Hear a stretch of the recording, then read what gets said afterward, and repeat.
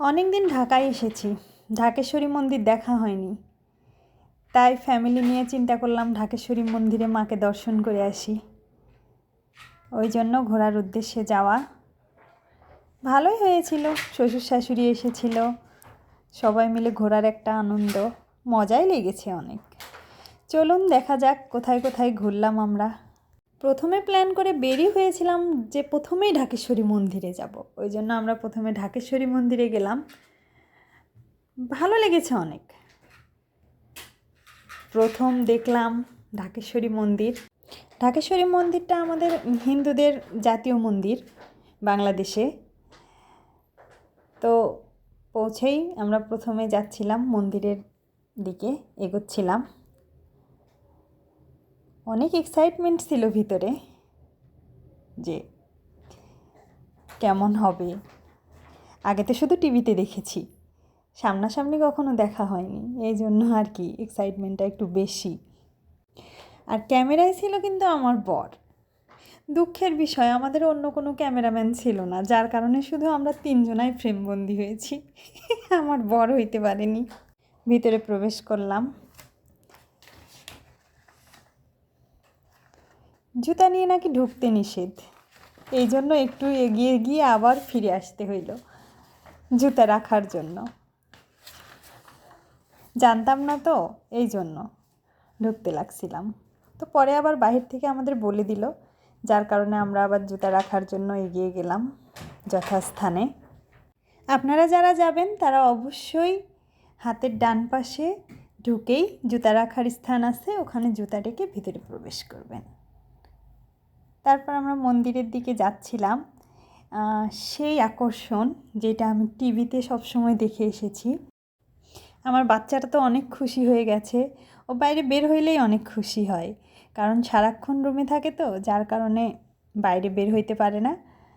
So এখানে ফাঁকা জায়গা দেখেছে, মুক্ত বাতাস, ও অনেক খুশি। আমরা গেলাম মন্দিরের ওখানে প্রণাম করার জন্য। এই এই তিনটা অবশ্য বাবা ভোলানাথের মন্দির। তো আমরা তার আশীর্বাদ নিলাম, আমার বাচ্চাটাকেও তার আশীর্বাদ দিলাম নিয়ে। সো তারপর ঘুরে ঘুরে দেখতেছিলাম। আসলে এখানে অনেক লোকজন হয়, কিন্তু আমরা অনেক সকালে গেছি তো, যার কারণে কোনো লোকজন তেমন ছিল না। ছিল কিছু, হাতে গোনা কয়েকজন, ওরাও হয়তো এসেছিল প্রণাম করার জন্য, বা অনেকে আমাদের মতো প্রথম দেখার উদ্দেশ্যে। এখন আমরা ঘন্টা বাজিয়ে আর একটা মন্দিরে প্রবেশ করলাম। এখানে সবাইকেই ঘন্টা বাজিয়েই মন্দিরে প্রবেশ করতে হয়।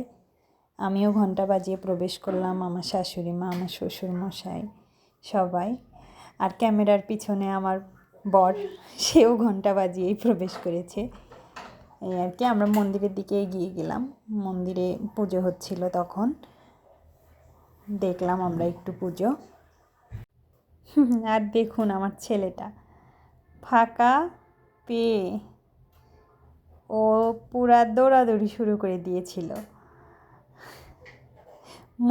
পুরা মুক্ত হয়ে গেছে ও, এই জন্য।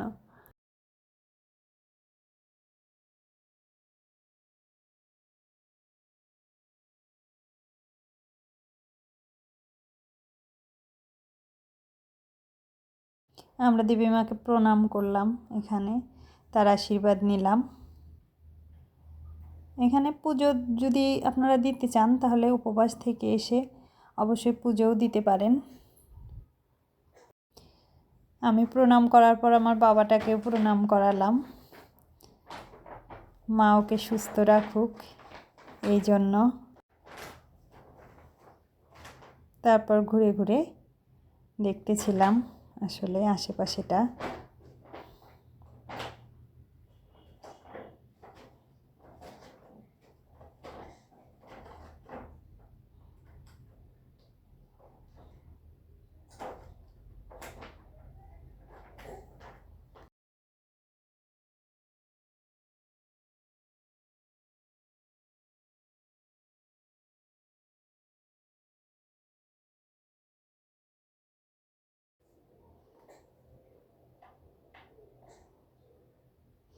এখানে মোম জ্বালানো হয়, আপনারা চাইলে মোম জ্বালিয়ে দিতে পারেন এখানে। আর এখান থেকে দেখুন পুরা ঢাকেশ্বরী মন্দিরটাকে পরিদর্শন করা যাচ্ছে এই সাইড থেকে। অনেক সুন্দর, অনেক সুন্দর, যা ভেবেছিলাম তার থেকেও অনেক সুন্দর, অনেক ভালো লেগেছে।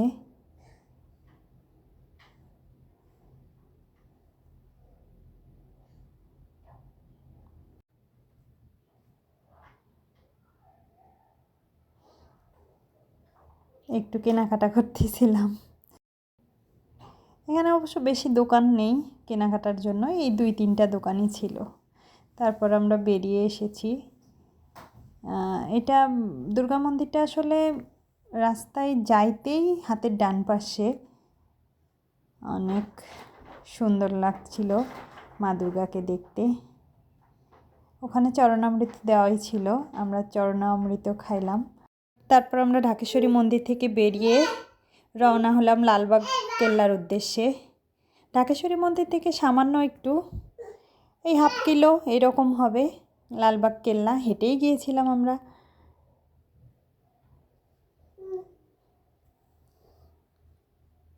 এই যে অবশেষে আমার বড়বাবু, তাকে তো আর ক্যামেরাবন্দি করার কেউ ছিল না, এই জন্য সে নিজেই নিজেকে ক্যামেরাবন্দি করে রাখল। লালবাগ কেল্লার সামনে চলে এসেছি, এখন টিকিট নেওয়ার পালা। লাইনে দাঁড়িয়েছিলাম টিকিট নেওয়ার জন্য। এখানে টিকিটের মূল্য 30 টাকা। আমরা 4টা টিকিট কাটলাম। টিকিট আবার হাতে হাতে নিয়ে ঢুকতে হয়, যার যার টিকিট তার তার কাছে। আমরাও ভাগ করে নিলাম টিকিটগুলো। ভিতরে প্রবেশ করলাম আমরা। এই লালবাগ কেল্লা ঢাকা শহরের 400 বছরের ইতিহাসের সাক্ষী হয়ে স্বমহিমায় দাঁড়িয়ে আছে। মুঘল আমলের ঐতিহাসিক নিদর্শন লালবাগ কেল্লা। মুঘল আমলের 3 গম্বুজ মসজিদও এখানে আছে। এগুলো আমি ইতিহাসে পড়েছিলাম, সামনাসামনি আজকে দেখলাম। বইয়ে পড়তে যতটা না সুন্দর, বাস্তবে দেখতে তার থেকে অনেক বেশি সুন্দর। রাস্তার চতুর্দিকে অনেক ফুল বাগান ছিল, মনোরম পরিবেশ। আমরা সোজা যে রাস্তাটার দিকে যাচ্ছিলাম, সেটার সামনে যে একটা দুর্গ দেখা যাচ্ছিল, এইটা আসলে পরিবিবির সমাধিস্থল। এখানে পরিবিবিকে সমাধি দেওয়া হয়েছে। এটি শায়েস্তা খান নির্মাণ করেছিলেন, আর পরিবিবি ছিল শায়েস্তা খানের কন্যা। আমরা পরিবিবির সমাধিস্থলের চতুর্দিকে ঘুরে দেখলাম, একটু ফটোশ্যুট করলাম স্মৃতিগুলো ধরে রাখার জন্য। ওই যে দেখা যাচ্ছিল লালবাগ কেল্লার মসজিদ। এখানে সব কিছু দেখা শেষ করে আমরা রওনা হয়েছিলাম রমনা কালী মন্দিরের উদ্দেশ্যে। রমনা কালী মন্দিরের দিকে এগোচ্ছিলাম। আমরা পরিকল্পনা করে গিয়েইছিলাম যে কয়েকটা দর্শনীয় স্থান দেখব। সব সময় তো আর ঢাকার ভিতরে যাওয়া হয় না, এই জন্য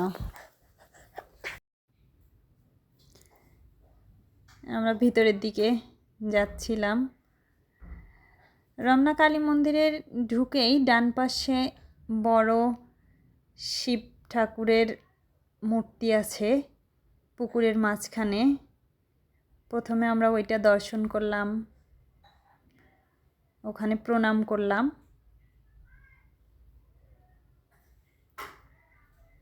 আপনারাও আসুন, দেখুন কত সুন্দরভাবে বসে আছে বাবা ভোলানাথ।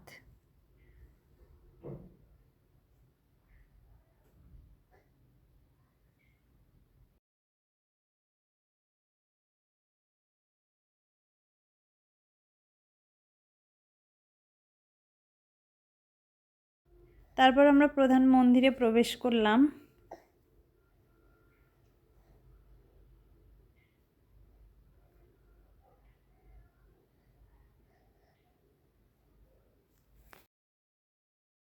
সকালে আমাদের মতো আরও অনেকে এসেছে মাকে দর্শন করার জন্য। তাহলে চলুন গোটা রমনা কালী মন্দির ঘুরে দেখা যাক আর মাকে দর্শন করা যাক। আমরা মার মন্দিরের সামনে গেলাম, মাকে দর্শন করলাম, প্রণাম করলাম, অনেকক্ষণ এখানে সময় কাটালাম।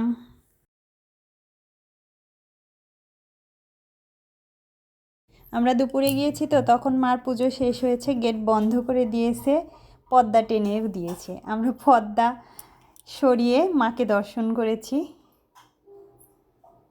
আমার পুচকুটা তো মহা খুশি, ওকে মেঝেতে নামিয়ে দেওয়াতে ও দৌড়ে বেড়াচ্ছিল, খেলতেছিল। ও তো খুব খুশি হয়ে গেছে মার ওখানে গিয়ে। আসুন আপনাদেরকেও মাকে দর্শন করাই, দেখুন মা কত সুন্দর। এখান থেকে বের হয়ে আমরা গিয়েছিলাম স্বামীবাগ ইস্কন মন্দিরে। ওখানে গিয়ে সন্ধ্যা আরতি দেখলাম।